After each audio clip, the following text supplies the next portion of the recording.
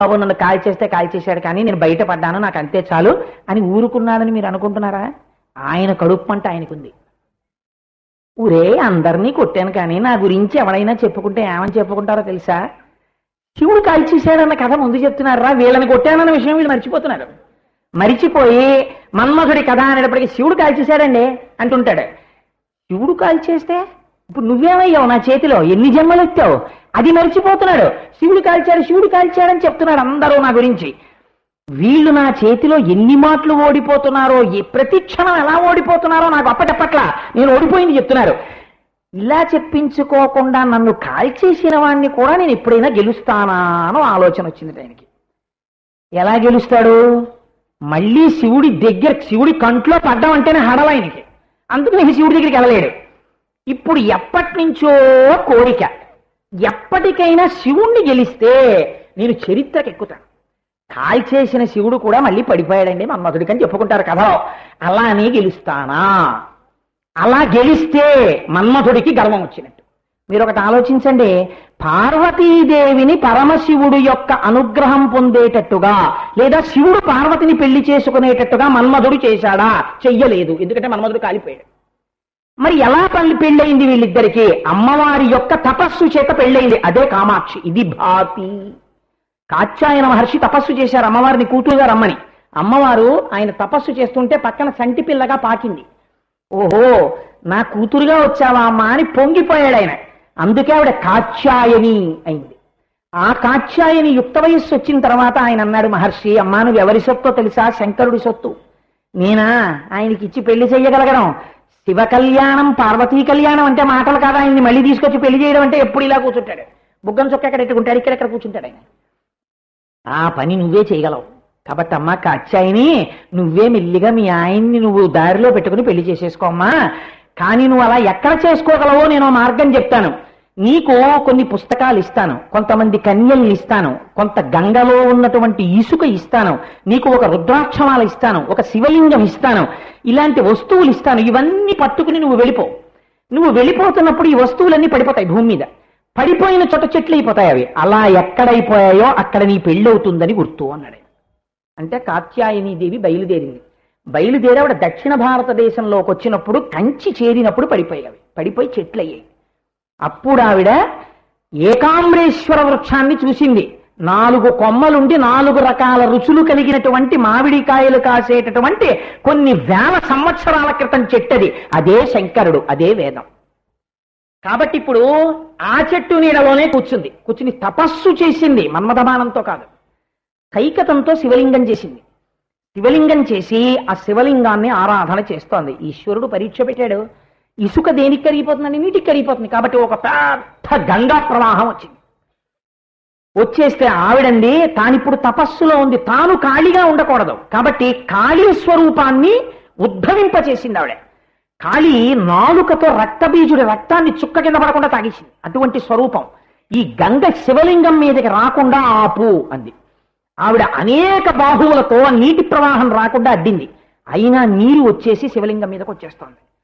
అమ్మవారు వెంటనే వైష్ణవీ శక్తిని తలచి విష్ణు భగవానుడుగా మారిపోయింది. ఆవిడే విష్ణువు. మీరు రోజు వింటున్నారు కదా దుర్గా సూక్తం చదివేటప్పుడు, నాకస్య పృష్టమభిసంవసానో వైష్ణవీం లోక ఇహమాదయంతాం. స్త్రీ రూపంలో ఉంటే వైష్ణవి.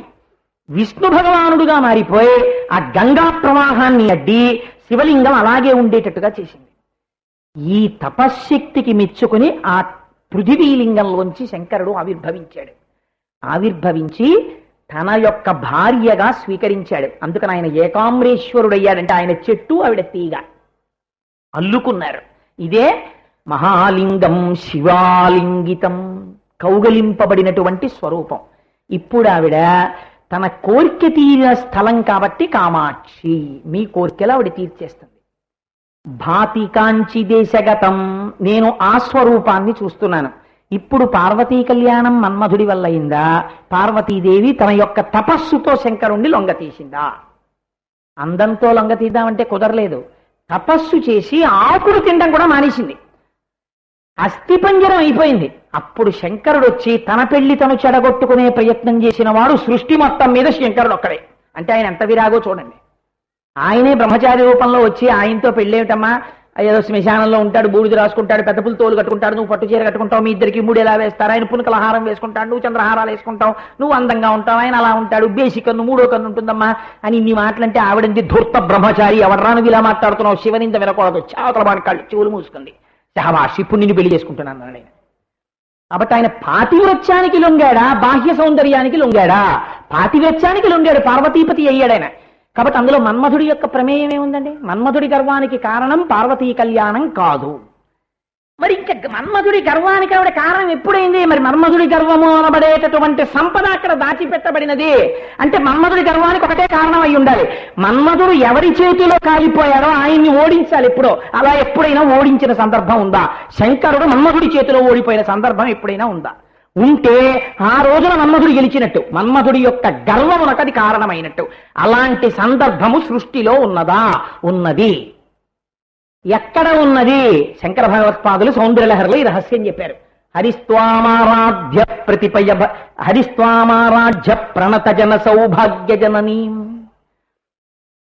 పురాణారీ భూత్వా పురరపిమపి క్షోభమనయత్ స్మరోపి త్వానత్వారతి నయన లేహ్యేన వపుషా మునీనామప్యంతః ప్రభవతి మోహాయమిహతాం అన్నారు. అందులో చూడండి, అమృతాన్ని పంచిపెట్టవలసినటువంటి సమయం వచ్చింది. విష్ణు భగవానుడు మోహిని అవతారంలో రాక్షసులందరినీ లోభ పెట్టవలసి వచ్చింది. ఇప్పుడైనా ఇంతకు పూర్వం ఎవరూ చూడనంత గొప్ప సౌందర్యవాస అయిపోవాలనుకున్నాడు. ప్రపంచంలో సౌందర్యం అంతా ఎక్కడుంటుంది? అమ్మవారి అందే ఉంటుంది, ఆవిడ సౌందర్య ఖని. ఇప్పుడు ఆయన ఏం చేశాడు? తాం పద్మినీం శరణమహం ప్రపత్యే. మనం శ్రీ సూక్తంలో చెప్తాను, రోజు మీరు పూజ చేసేటప్పుడు ఒక బీజాక్షరాన్ని ఉపాసన చేశాడు. ఆ ఉపాసనా బలం వల్ల విష్ణువు అమ్మవారి రూపాన్ని పొందేశాడు. పొందేస్తే ఆయన మోహిని అయిపోయాడు. అమ్మవారి అందం శ్రీ మహావిష్ణువులోకి వచ్చేసింది. ఇప్పుడు ఆయన గొప్ప అందంతో ఇటు రాక్షసులకి అమృతం పెట్టకుండా దేవతలకి అమృతం పంచేశాడు. ఈ మాట ఎవరి చెవిన పడింది? కైలాసంలో శంకరుడి చెవిన పడింది. ఒక వరసలో శ్రీ మహావిష్ణువు భావమరదవుతాడు. ఎలా? శంకరుడికి అంటే నారాయణ నారాయణి. నారాయణి అంటే పార్వతీదేవి, నారాయణుని యొక్క చెల్లెలు. నారాయణి శివుణ్ణి పెళ్లి చేసుకుంది కాబట్టి శ్రీ మహావిష్ణువు ఆయనకి భావమరదవుతారు. మా బావమరిది అచ్చు మా ఆవిళ్ళ అయిపోయాటయా, బీజాక్షరాన్ని ఉపాసన చేసి ఇంతమంది రాక్షసులు మోహపడిపోయారట, మా ఆవిడ అందమంతటిని పుడికి పుచ్చుకున్నట్ట, ఓసారి చూడాలనుందో అన్నాడు. ఇది ఎక్కడి వరకు ముందు కోరిక? చూడడం వరకే. అంటే ఈ వెనక నడిపించేవారు ఎవరండి అసలు? ఈ అందాలు, ఈ చూడ్డాలు ఇవన్నీ ఎందుకండి ఈయనకి? అంటే పెద్ద ఆయన మీద ఎవరి ప్రభావం పడిందంటే అమ్మవారి ప్రభావం పడింది. పడేటప్పటికీ ఈయన ఏం చేశాడంటే ఈవిడ పోలికల్లో ఉన్న బావమరిది గారిని చూడడానికి వైకుంఠం వెళ్ళాడు. ఆ తర్వాత కదా మీకు తెలుసు. ఏది బావగారు ఒకసారి చూపించండి ఆ మోహిని అవుతానంటే, ఎందుకు లేదు బావగారు ఇప్పుడు అవన్నీ లేనిపోను గొడవ అన్నారు ఆయన. అంటే కాదండి ఒకసారి చూపించండి. అలాగేలేండి చూపిస్తానని అలా వెళ్ళినట్టు వెళ్ళి ఉండండి బావగారు, అలా వెళ్ళి మీకు ఈ మధ్య మా ఇంటికి ఎవరో యాపిల్ పళ్ళు తెచ్చారు పట్టుకొస్తాను ఉండండి అని వెళ్ళిన వాడు అలా లోపలికి వెళ్ళిపోయి మోహిని అయిపోయాడు ఆయన. మళ్ళీ అయిపోయి అలా తోటలో బంతి ఆడుకుంటున్నాడు. ఇంత శంకరుడు ఆ మోహిని చూడగానే ఎంత బాగుందో అని పరిగెత్తడం మొదలెట్టాడు. ఇప్పుడు ఎవరు గెలుస్తున్నారు? మన్మధుడు గెలుస్తున్నాడు కదా. ఇప్పుడు ఎవరి వల్ల గెలుస్తున్నాడు? ఏ అమ్మ బీజాక్షరం ఉపాసన చేసి శ్రీ మహావిష్ణువు యొక్క సౌందర్యము అమ్మవారి సౌందర్యం అయితే ఆ అమ్మవారి కోసం మన్మధుడు పరిగెత్తేటట్టుగా శంకరుణ్ణి చేయగలిగాడు. అది ఇప్పుడు ఆయన గర్వం. ఇప్పుడు పరిగెడుతున్నాడు శంకరుడు. పరిగెత్తి మోహినిని కౌగిలించుకున్నాడు. ఆయన విష్ణువు అయిపోయాడు. శివవీర్యం స్ఖలనమైంది. ఎవరు పుట్టారు? మహానుభావుడు అయ్యప్ప స్వామి ఆవిర్భవించారు. పండు పండి అప్పుడు ఆ పండు యోగ్యుడైనటువంటి వ్యక్తి చేతిలో పడి తినబడింది. యోగ్యుడైన వ్యక్తి ఎవరు? ఈశ్వరుడికి నివేదన చేసి తిన్నవాడు. నిజపాద దర్శనం మీకు ఇచ్చేటటువంటి అనుగ్రహం ఏమిటో తెలుసా అండి? భూమిలో పడిపోయి వర్షపు చినుకు తగలక మొలకెత్తనటువంటి విత్తనంగా ఉండిపోయి ఇప్పటి వరకు భగవంతుడి వైపుకి తిరగనటువంటి వాడు నిజపాద దర్శనం చేస్తే భక్తి అంకురం మొలకెత్తుతుంది. అంకురం మొలకెత్తిన వాడు మొక్క అవుతాడు, మొక్క అయిన వాడు చెట్టు అవుతాడు, చెట్టు అయిన వాడు పువ్వు పూస్తాడు, పువ్వు పూసిన వాడు కాయ అవుతాడు, కాయ కాసిన వాడు పండు అవుతాడు, పండు అయిన వాడు ఈశ్వరుడికి నివేదన చేయబడతాడు. ఇన్నిటినీ అనుగ్రహించడమే దీనికి వేరొక ఔషధము ప్రపంచమునందు లేదు. అందుకనే మనం ఆ మాట హరిస్వామారాధ్య ప్రణత జన సౌభాగ్య జననీం. అమ్మవారి అనుగ్రహంతో బతికిన మన్మధుడు కంటికి కనపడకుండా శంకరుణ్ణి పడగొట్టాడా పడగొట్టలేదా? ఇప్పుడు ఆయనకి గర్వం వచ్చింది. పడగొట్టాను శంకరుణ్ణి ఓసారి, అయ్యప్ప పుట్టారు. నా గర్వానికంతటికి మన్మధుడు ఒకనాడు శంకరుడి మీద గెలిచాడు. సాక్ష్యం ఏమిటి? కాకినాడలో అయ్యప్ప గుడి కదండి.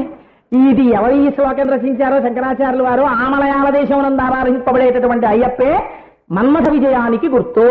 కాబట్టి ఇప్పుడు మన్మథుడు గర్వపడవచ్చా పడకూడదా? పడవచ్చు. కుసుమ శర గర్వ సంపత్ కోశగృహం. ఇది కాదుట. ఇప్పుడు ఆయనకి ఒక కీలకం తెలిసిపోయిందండి. దేనికి పడిపోతాడో అవతల ఆయన తెలిసిపోయింది అనుకోండి. ఇంకేముందండి, కీలకం తెలిసిపోయాక పడగొట్టేస్తుండొచ్చు.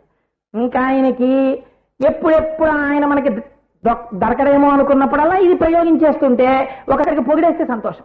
కాబట్టి అదేంటి రానన్నాడు అనుకోండి ఉపన్యాసానికి, ఓ 10 మాటలు పొగిడేస్తే సరే ఎక్కడో వెతికి డేట్ ఇచ్చేస్తానులేండి అంటాడండి ఆయన.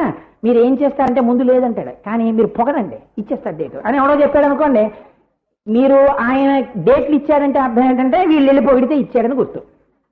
అంటే కోటేశ్వరారు మీకుందా ఈ బలహీనత అనుకోకండి. ఇలాంటి నీచోపమానం ఇంకోరి మీద పెట్టకూడదు కాబట్టి అలా అంటుంటాను. కాబట్టి ఇప్పుడు శంకరుడు మన్మధుని చేత ఓడింపబడినాడు. శంకరుడు మన్మధుడి చేత ఓడింపబడడానికి హేతువెవరు? అమ్మవారు కదండి. అమ్మవారి రూపం విష్ణువుకు ఉందని కదా వెంటపడ్డాడు. మీరు ఒక విషయం బాగా గుర్తుపెట్టుకోండి. ఈ శ్లోకాన్ని వినేటప్పుడు చాలా జాగ్రత్తగా మీరు గమనించాలి. అమ్మవారు ఒక పెద్ద రహస్యం చెప్పేస్తోంది మీకు ఇవాళ. ఇప్పుడు అమ్మవారే శంకరుడి యొక్క అపజయమునకు కారణము. మీకు అనుమానం ఉందేమో అని శంకరాచార్యులు వారు సౌందర్యలహరిలో ఇంకో శ్లోకం రాశారు. స్ఫురద్గండాభోగ ప్రతిఫలిత తాటంక యుగలం చతుశ్చక్రం మన్యే తవ ముఖమిదం మన్మధరదం యమారుహ్య కవనిరథమర్కేందు చరణం మహావీరో మారహ ప్రమదపతయే సంగీతవతే. శంకరుడు సూర్యచంద్రులు ఇద్దరిని రథాలుగా పెట్టుకుని భూమండలాన్నంతటిని రథచక్రాలుగా పెట్టుకుని భూమండలాన్నంతటిని రథంగా చేసుకుని మేరు పర్వతాన్ని ధనస్సుగా పట్టుకుని నారాయణుండి బాణంగా పెట్టుకుని బ్రహ్మగారు సారథిగా కూర్చుంటే 4 వేదములు రథాన్ని లాగుతుంటే త్రిపురాసుర సంహారానికి ఎడతాడు ఆయన. అటువంటి వాడు శంకరుడు అంటే. అటువంటి శంకరుణ్ణి గెలవడానికి మన్మధుడు ఏదో ప్రణాళిక వేస్తున్నాడని నాకు అనుమానంగా ఉందమ్మా అన్నారు శంకరాచార్యులు వారు. ఒకడు ఇంకోటి మీదకి దండయాత్రకు ఎడుతున్నాడు ఎలా తెలుస్తుందండి? సైన్యాన్ని, రథాలని, ఎరువుల్ని, గుర్రాల్ని పోగేస్తుంటాడు. అంటే ఎవరో శత్రువు మీదకి యుద్ధానికి ఎడతాడు అనమాట. ఇంకా అమ్మ నాకు అనుమానంగా ఉంది, ఈ మధ్య మన్మధుడు కొత్తగా సైన్యాన్ని సమీకరిస్తున్నాడు అంటే యుద్ధానికి ఎడతాడు.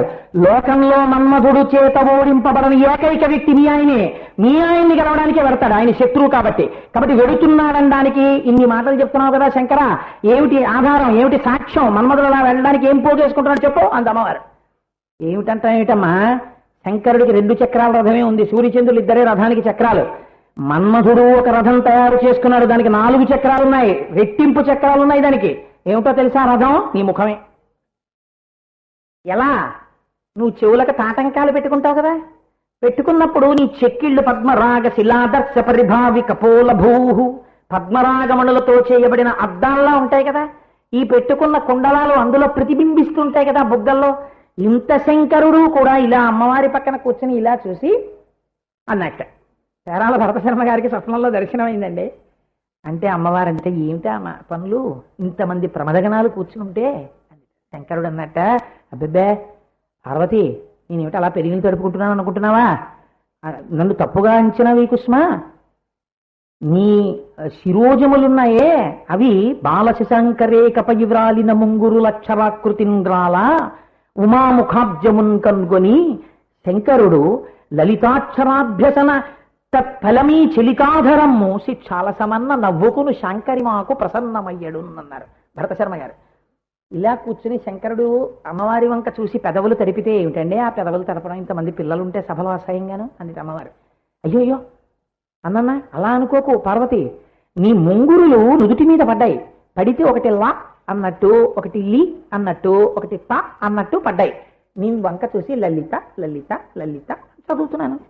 ఒకవేళ నా పెదవులు అలా ఉచ్చరించడం తప్పనుకుంటే నీ పెదవులతో శిక్షించు అంటే చాలు, ఎదురు మీ గడుస్తానని నవ్వింది అమ్మవారు. ఆ నవ్వు మమ్మల్ని రక్షించుగాక అన్నారు భరతశర్మ గారు. కాబట్టి ఇది భరతశర్మ గారండం కాదు, వ్యాసుడు అన్నాడు. మందస్మిత ప్రభాపూరమజ్జత్కామి శమానస. నీళ్లలో మునిగిపోయి అనుకోండి చచ్చిపోతాడు. మునిగిపోకుండా తేలడం వచ్చిందనుకోండి ఒక ఆయనకి, గోదావరి నదిలో మీరు సాయంకాలం వెళ్ళేటప్పటికి చక్కగా అలా ఒక ఆయన నీటి మీద తేలుతూ ఉన్నాడు, అది సాధన చేత వస్తుంది. వచ్చి ఆయన అలా నీళ్ల మీద అలా చేతులు కాళ్ళు కదుపుతూ హాయిగా అలా ఆకాశంలో వెళ్ళిపోతున్న కొంగల బారుని అన్నిటినీ చూస్తుంటాడు. అలా పక్క నుంచి వెళ్ళిపోతున్న చేపను దాన్ని ఇలా పట్టుకుని ఇలా చూసి మళ్ళీ నీళ్ళలో పడేస్తుంటాడు. ఒడ్డునున్నవాడు చూసి ఏట్రా అలా పడుకున్నాడు, హాయిగా నేను పడుకున్నా అంటే బుడుంగిని మునిగిపోతాను. నీటిలో తేలితే చాలా సంతోషంగా ఉంటుంది, మునిగిపోతే ప్రమాదం వస్తుంది. మజ్జత్కామేశమానస, ఆయన ఎలా ఉన్నట్ట మనసు మునిగిపోయి అమ్మవారి యొక్క నవ్వులోంచి వచ్చేటటువంటి కాంతి యందు మునిగి తేలుతున్నట్ట శంకరుడు, అంత సంతోషంలో ఉన్నట్ట.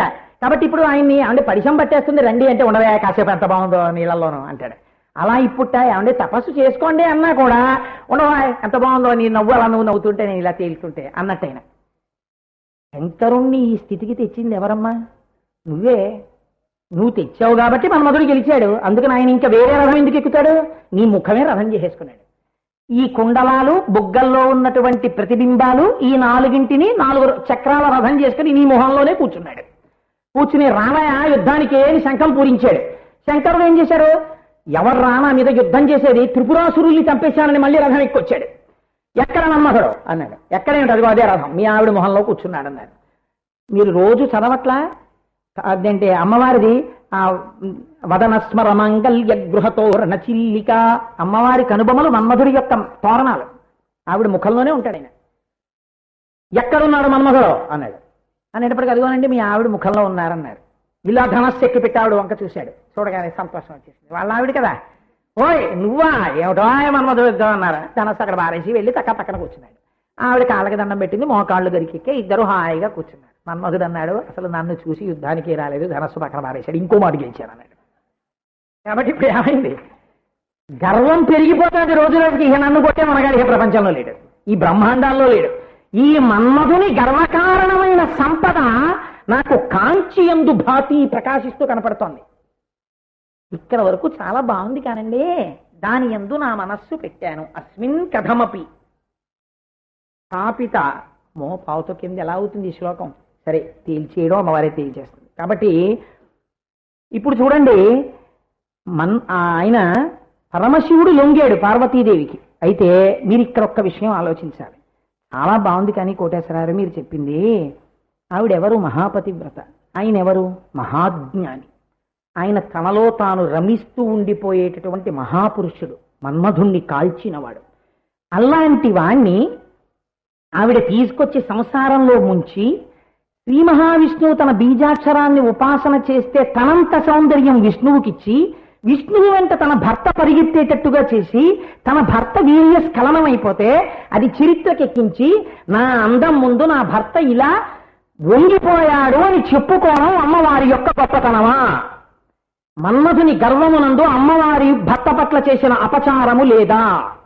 మరి ఇప్పుడు మన్మథ గర్వము కాంచి యందు భాషిస్తోందని చెప్పడంలో అమ్మవారి యొక్క దోషము మీకు కనపట్టాలేదా?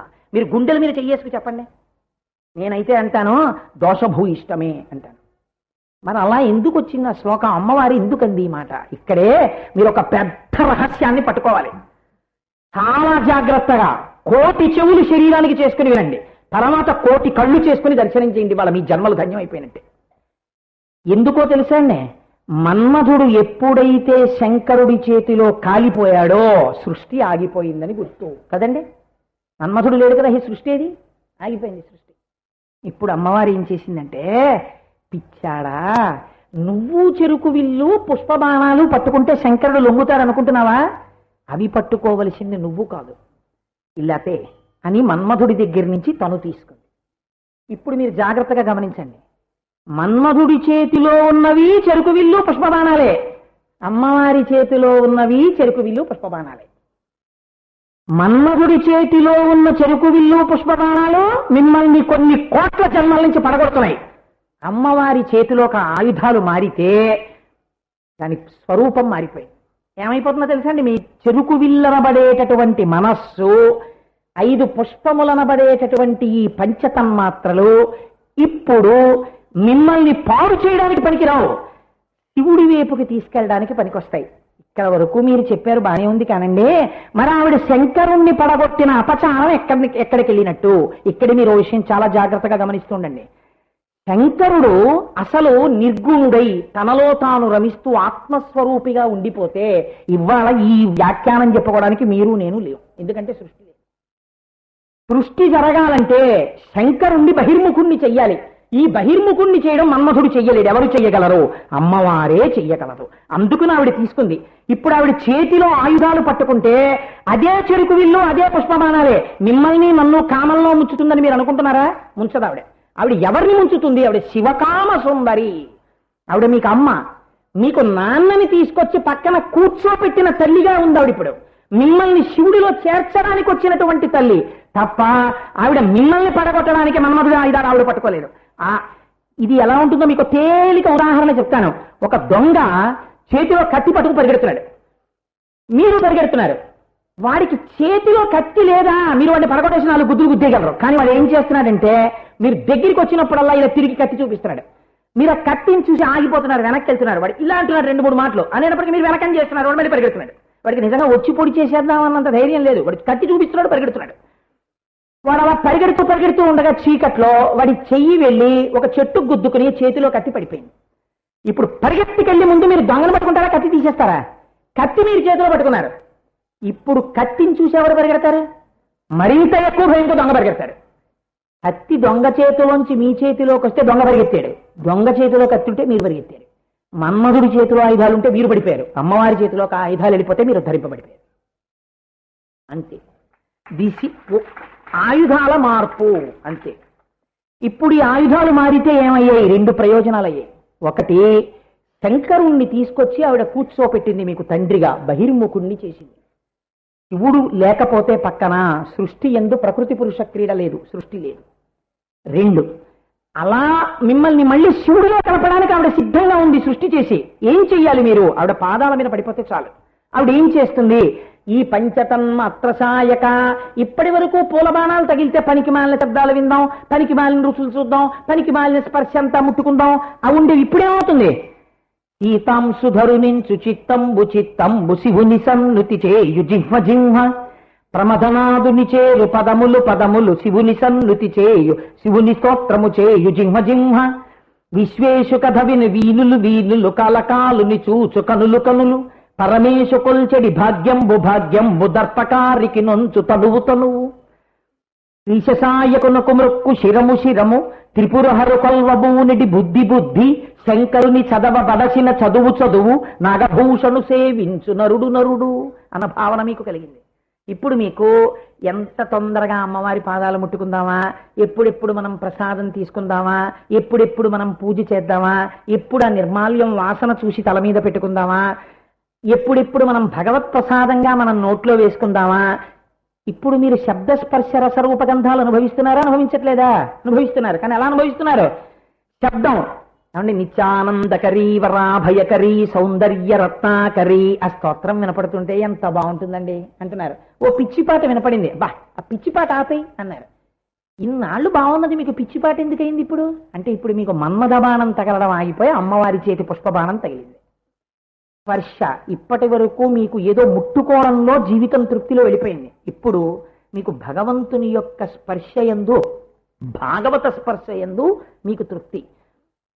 ఒక వ్యక్తి భక్తి కలిగిన వాడు అంటే మీరు ఎందుకు కాళ్ళు పట్టుకు నమస్కారం చేస్తున్నారు? భాగవత స్పర్శని మీ మనస్సు కోరుకుంటోంది.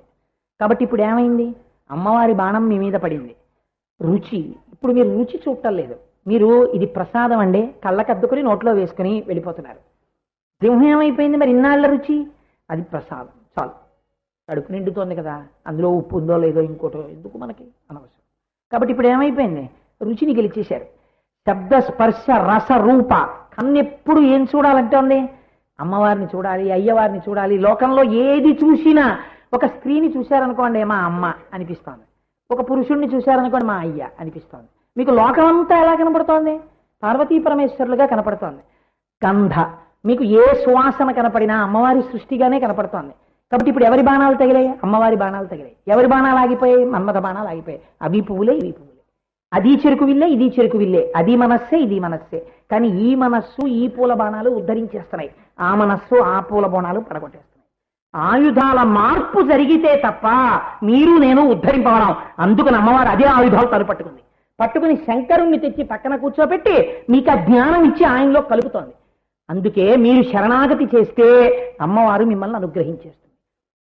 కాబట్టి ఇప్పుడు ఏమైంది మరి? మన్మధుని యొక్క గర్వము ఎవరి యొక్క కారణము? అమ్మవారు కారణము. అమ్మవారు మరి శంకరుణ్ణి ఎందుకు శ్రీ మహావిష్ణువు వెంట పరిగెత్తేటట్టు చేసింది అంటే కామము తప్పు, కానీ అది ఈశ్వర కామం అనుకోండి, కామం ఉండడం తప్పు. పశుకామం ఉందనుకోండి దోషం. నాకు భగవంతుణ్ణి ఆరాధించాలన్న కామం ఉందనుకోండి ఉత్తమ కామం. నాకు కోపం ఉందనుకోండి తప్పు. ఏమిటి దిక్కుమాలిన కోపం నాకు అని కోపడ్డాననుకోండి అది ఉత్తమ క్రోధం కదండి. ఇది జాగ్రత్తగా అర్థం చేసుకోండి. నేను లౌకిక కామంలో ఉన్నాను అనుకోండి అది దోషం. అదే నాకు ఈశ్వర దర్శనమునందు నా కామం ఎక్కువైంది అనుకోండి, నేను ఎప్పుడు భగవంతుడిని సేవించాలి, పూజ చేసుకోవాలి, నేను పురస్కారం చేసుకోవాలి, లోకమంతా భగవంతుడిగా చూడాలి, ఇది ఉత్తమ కామం. నాకు కోపం ఉందనుకోండి తప్పు. ఏమిటండి నాకు ఈ కోపం, ఎంత ప్రయత్నించినా గబాల కోపానికి వశుడైపోతాను, ఈ దిక్కుమాల కోపం నన్ను తినేస్తోంది అన్నాడు. మళ్ళీ కోపమా కాదా? కోపం దేని మీద? తన కోపం మీద. కోపం ఉత్తమ కోపం అంటే మీరు నిగ్రహిస్తున్నారు. ఇది కామము ఉత్తమ కామము, క్రోధము ఉత్తమ క్రోధమైనట్టే ఆయుధములు మన్మధుడి చేతిలోంచి అమ్మవారి చేతిలోకి వస్తే మీ జీవితం మారిపోయింది. మరి అమ్మవారు ఎందుకు అలా శివుడు వెళ్ళేటట్టు చేసింది? ఒక అజ్ఞాని ఒక తుంది లోకంలో మహిషి దున్నపోతుంది. అది ఏమనుకుందంటే భగవంతుడంటే పురుషుడు, విష్ణు అంటే పురుషుడు, శివుడు అంటే పురుషుడు. కాబట్టి పురుషుడు కలిస్తే పిల్లలు పుట్టరు. కాబట్టి శివుడికి విష్ణువుకి పిల్లాడు పుడితే వారి చేతిలో చచ్చిపోతానది. తథాస్తు అన్నాడు బ్రహ్మగారు. దీని అజ్ఞానం, దీనికి ఏం తెలియదు అనుకున్నాడు. కాబట్టి ఇప్పుడు ఎవరిని రక్షించడానికి ఆవిడ అలా చేసింది? తన స్వరూపాన్ని విష్ణువుకి ఇచ్చి విష్ణు శివకేశవ సంగమమునందు అయ్యప్ప స్వామిని జన్మింపచేసి మహిషి సంహారం చేయించి ఉండకపోతే ఇవాళ ఈ అయ్యప్ప గుళ్ళో మీరు నేను కూర్చుని ప్రసంగాలు చేసుకుంటాం, ఆ మహిషి తినేస్తుంది మనని. కాబట్టి ఇప్పుడు అమ్మవారి యొక్క గొప్పతనమా, అమ్మవారి అపరాధమా? మీరు ఆలోచించండి. అమ్మ మన పట్ల అనుగ్రహము, అది ఒక ప్రయోజనము, దాని కొరకు కామము. అంతేకాని శివుడు బజార్లో పడిపోలేదు. శివుడు ఒక్కసారే అలా వెళ్ళింది. దానికి కారణమేమి? మిమ్మల్ని నన్ను రక్షించడం. అందుకే అయ్యప్ప స్వామి కంచి కామాక్షి దేవాలయంలో ఆస్థానమునకు అంతటికీ కూడా, దేవాలయానికి అంతటికీ రక్షకుడు ఆయనే. ఆయన అనుగ్రహం లేకపోతే మీరు గుళ్ళోకి వెళ్ళలేరు. అలా అయ్యప్ప అటువంటి వారు కాబట్టే నేను మీకు ఒక పరమ సత్యం చెప్తున్నాను. అమ్మ, నిన్ను కొన్ని వేల సంవత్సరాల నుంచి కంచి పట్టణంలో నీ దేవాలయానికి నేను అధిష్టానమై కూర్చుని నీ దగ్గరికి ఎవరు రావాలో రాకూడదో కనురెప్ప వైకుండా కాపాడాను. ఆఖరికి నా యోగ పట్టంలోంచి కూడా కాలు దింపేశాను. ఇన్ని వేల సంవత్సరముల తర్వాత నిన్నొక్క కోరిక కోరుతున్నాను. ఏమిటో తెలుసా? కాకినాడ అయ్యప్ప దేవాలయానికి నువ్వు బయలుదేరి రావాలి శరన్నవరాత్రులకి. అక్కడ భక్తుల చేత నువ్వు పూజలు అందుకోవాలి. శరన్నవరాత్రులలో కామాక్షి కాకినాడ రావాలన్నారు అయ్యప్ప. ఇన్నాళ్ళకి నువ్వు అడిగావు, నేను వస్తానంది అమ్మవారు. అందుకే గత సంవత్సరం నుంచి కంచి కామాక్షి వచ్చి అయ్యప్ప గుళ్ళో కూర్చుంటోంది, కూర్చుని పూజలు అందుకుంటోంది. లేకపోతే మీరు నేను సంకల్పం చేస్తే అవుతాయా? అయ్యప్ప స్వామి దేవాలయం కాబట్టి ఆయన భక్తుల కోరికని అమ్మవారిని తీసుకొచ్చి కూర్చోపెట్టి ఆయన కాపాడాడు మహానుభావుడు. కాబట్టి ఇప్పుడు అమ్మవారు మిమ్మల్ని అనుగ్రహించిందా, అనుగ్రహించలేదా? అనుగ్రహించింది. మన్మధుడు తను గెలిచానడానికి ఎవరు ఆధారం? అమ్మవారు ఆధారం. కాబట్టి ఇప్పుడు మన్మథ గర్వము అన్న మాటలో యథార్థమునకు నీ శ్రేయస్సు ఉందా? శంకరుడి గొప్పతనం ఉందా? తక్కువతనం ఉందా? గొప్పతనం ఉంది. కాబట్టి అటువంటి గొప్పతనమునకు కారణమై మా పట్ల అనుగ్రహమునకు కారణమైన ఆ పరదేవతా స్వరూపము భాషించుతున్నది ఈ కంచి యందు. నువ్వు చూడక్కర్లేదు, రాజు వెలిగిపోతోంది. ఇలా తల తిప్పు, నీకు కనపడుతుంది. నువ్వు తల తిప్పలేదు నాళ్ళ నుంచి. ఇవాళ ఒక్కసారి చూడా చేతిలో ఉన్న చెరుకు విల్లు పంచబాణాలు, వాటి వంక చూసి అమ్మా నాకు అర్థమైంది, ఇవి నీ చేతిలో ఉంటే నన్ను రక్షిస్తాయి, ఇవి మన్మధుడి చేతిలో ఉంటేనే కోట్ల జన్మలెట్టా. ఇవాళ నేను అలా చూస్తున్నా. అమ్మా, ఆయుధాల్ని నా మీద ప్రయోగించు, నీ పాదాల దగ్గర పడై నన్ను శంకరుల్లో కలుపు, ఇహమునందు అన్ని కోర్కెలు తీర్చి పరమునందు నన్ను నీతో చేర్చుకో అని నోటితో చెప్పడం చేత కాకపోతే ఏకాంత సేవ తర్వాత ఆయుధాలు చూడివ్వాల. చూస్తే చాలు నీ జన్మ ధరించిపోయింది. కాబట్టి ఏమైపోయింది? కుసుమ శర గర్వ సంపత్ కోశ గృహం భాతి కాంచి దేశగతం. అంత తేలిగ్గా మనస్సు అందులో పెట్టేయగలమా? పెట్టలేం. అయినా అస్మిన్ కథమపి ఎంతో కష్టపడి మనస్సును అమ్మవారి దగ్గర పెట్టడం అంటే తేలిక అండి? అదేం పైన ఉత్తరీయమా? చించలం మనస్సు. నేను తేల్చేస్తున్నాను సుమండి శ్లోకాన్ని, ఒకటైనా పూర్తి చేశాను అనిపించుకోవడానికి ఇవ్వాలంతే. నిజంగా యథార్థంగా ఈ శ్లోకాన్ని వ్యాఖ్యానం చేస్తే మన జీవితాలు బట్టబయలైపోతాయి, అయిపోయి మనకు ఒక గొప్ప మార్గం దొరికేస్తుంది. ఆ మనస్సుని ఆఖరికి నేను ఏం చేశానో తెలుసా అమ్మా, గోపితమంతర్మయా మనోరత్నం దాచేశానమ్మా నీ దగ్గరికి తీసుకొచ్చి. ఇప్పుడు ఏమవుతుంది, ఎవరికి కనపడదు, బీరువాలో లాకర్లో ఉంది. ఇంట్లోకి వచ్చి చూస్తే బీరువా కనపడుతుంది, బీరువాలో ఉన్న వజ్రం కనపడదు. నా మనస్సు ఇప్పుడు ఎవరికి కనపడదు. ఎందుకో కనపడదో తెలుసా, నీలో చేరిపోయింది. అంటే ఇప్పుడు ఏమైంది, ఆ మనస్సిహ మాయకి లొంగదు, మన్మథుడికి లొంగదు. లొంగకుండా ఎలా అయింది, నీ చేతిలో ఉన్నటువంటి చెరుకు విల్లు బాణములు నా మీద పడ్డాయి కాబట్టే ఈ రహస్యాన్ని ఇవాళ నాలోంచి నువ్వు పలికించావమ్మా. అమ్మా నీకు ప్రణతి, అలాగే నన్ను కాపాడు అని మూకశంకరుడు అమ్మవారిచ్చిన అనుగ్రహంతో అమ్మవారిని వాగ్రూపంగా చేసినటువంటి మహోత్కృష్టమైనటువంటి శ్లోకం ఈ శ్లోకం. ఈ శ్లోకం నేనైతే పరమ విధేయతతో నమ్ముతాను. కొన్ని కోట్ల కోట్ల కోట్ల జన్మల తర్వాత మనం వింటాం ఈ శ్లోకాన్ని. అది విని అయ్యప్ప స్వామి దేవాలయంలో అమ్మవారి దర్శనం ఏకాంత సేవ తర్వాత చేయడం అంటే మళ్ళీ అలా చెయ్యడానికి కూడా వీడింగ్ అవుట్ ఉంటుంది. అలా అందరికీ ఇవ్వరు, కొంతమంది ఇందులో ఇవాళ దర్శనం చేస్తారు, కొంతమంది వెళ్ళిపోతారు. ఎందుకు వెళ్ళిపోతారంటే పూర్తి అనుగ్రహం ఇంకా ప్రసరింపబడలేదు. కాబట్టి ఏకాంత సేవ అయిన తర్వాత దర్శనం చేసి పెడుతున్నారంటే మీరు ఏమనుకోవాలి, ఇవాళ వాళ్ళు పూర్ణానుగ్రహమునకు పాత్రులైనారు అని మీరు నమ్ముతారన్నమాట కదండి. నేనేమైనా ఇది వేలంబరానికి చెప్పిన మాట, ఆ శ్లోకంలో ఉన్న మాట మీరు చెప్పండి. మీ అందరినీ ఇలా కూర్చోబెట్టేశాను అనుకోండి, నాకేమైనా కలిసి వస్తుందా? మీరు ఉన్నా వెళ్ళిపోయినా ఇక్కడ జరిగే సేవ జరిగిపోతుంది. ఎందుకు చెప్పాను ఈ మాట మీరు జాగ్రత్తగా ఆలోచించండి. నేను దాన్ని నమ్మాను, ఇక్కడ నమ్మాను కాబట్టి ఉన్నదున్నట్టు మీకు చెప్పానంతే. మీరు దర్శనం చేసి ధన్యులు కావాలని నేను కోరాను, అంతేకాని మీ అందరూ ఇలా ఇరుక్కు కూర్చుండిపోతే నేను ఒక్కటి వేదిక మీద కూర్చుని వీళ్ళందరినీ ఎలాగో మాయ చేసి కూర్చోపెట్టేశానంటే నా లక్ష్యం ఏం కాదు. కాబట్టి పొద్దులెదురూ వచ్చే జన్మల్లో మేము అంత పూర్ణ దర్శనం పొందుతాం, అంత పూర్ణానుగ్రహం పొందుతాం, ఇప్పటికి మాకు ఈ నీటి బొట్టు చాలు అనుకున్నవారు నేను ఎందుకు చెప్పాలి. కనుక చక్కగా మనందరం ఇప్పుడు అటు తిరిగి అమ్మవారి యొక్క మంత్రపుష్పం రాజోపచారాలు చూసి ఏకాంత సేవ చూసి అమ్మ దర్శనం చేసుకుందాం. మంగళాశాసనపరై పదాచార్య పురోగమై సర్వైశ్చ పూర్వైరాచార్యై సత్కృపాయాస్తు మంగళం. మంగళం కోసలేంద్రాయ మహనీయ గుణాత్మనే చక్రవర్తి తనూజాయ సార్వభౌమాయ మంగళం. ఉమా కాంతాయ కాంతాయ కామితార్థప్రదాయినే శ్రీగిరీశాయ దేవాయ మలినాథాయ మంగళం. కరచరణ కృతం వా కర్మ వాక్కాజం వా శ్రవణనైనజం వా మానసం వాపరాధం విహితం వా సర్వమేతక్షమస్వ. శివ శివ కరుణాబ్ధే శ్రీ మహాదేవ శంభో. సర్వం శ్రీ ఉమామహేశ్వర.